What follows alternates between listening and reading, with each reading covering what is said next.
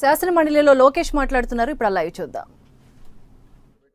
Real time monitoring చేస్తున్నాం. RTG ద్వారా feedback వస్తే కూడా అది తీసుకుని తాగునీటి సమస్య ఏ గ్రామంలో ఫీడ్బ్యాక్ తక్కువ ఉంది, ఎక్కడైతే సంతృప్తిగా లేరో ఎందుకు లేరు అని కనుక్కుని ఇప్పుడు చాలా యాక్షన్ ప్లాన్ పెట్టి ముందరికెళ్తున్నాం అధ్యక్ష. ప్రధానంగా అధ్యక్ష 3000 బోర్లు కూడా కోరటం జరిగిన అధ్యక్ష. అది నెక్స్ట్ ఫేజ్ ఎట్టు చేయాలో మేము కూడా డిస్కస్ చేసి చేస్తాం అధ్యక్ష. కానీ తాగునీటి సమస్య లేకుండా చేసే బాధ్యత మంత్రిగా నా పైన ఉంది అధ్యక్ష.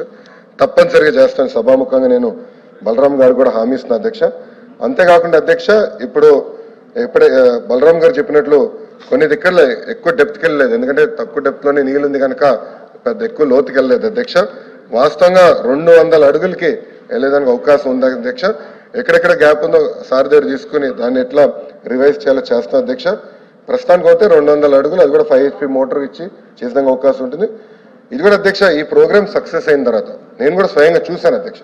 ప్రకాశం జిల్లాలో 2 నియోజకవర్గాలు పర్యటించినప్పుడు నేను కూడా చూసా. ప్రధానంగా పర్చూరులో ఒక గ్రామంకి వెళ్ళినప్పుడు నేను చూసా అధ్యక్ష.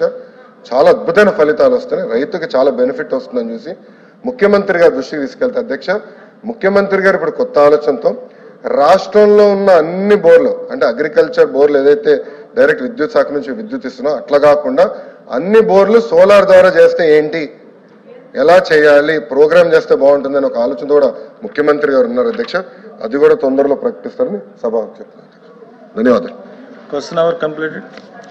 All the papers are deemed to have been laid.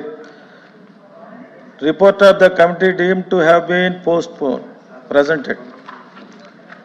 Special mentions after tea break తీసుకుంటాం. Tea break 10 minutes.